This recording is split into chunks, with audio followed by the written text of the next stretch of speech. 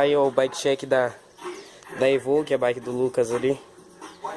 Vai começar por cima aqui, o guidão da Evoque. A mesa também. A direção é da Neco. Passador e freio é da Shimano.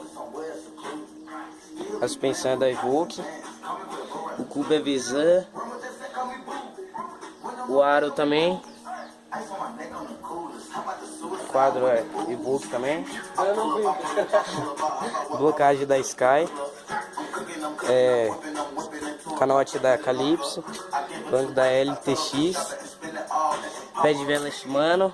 Câmbio dianteiro Shimano Turning. Catraca 7 ou é 8? 7 velô Shimano também. Câmbio traseiro Shimano. Cubo traseiro também é Visan, aro também. O disco você não sabe como é que é.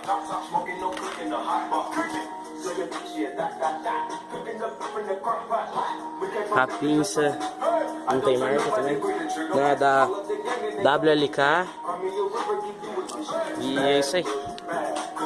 O bike check da Evoque aí, ó.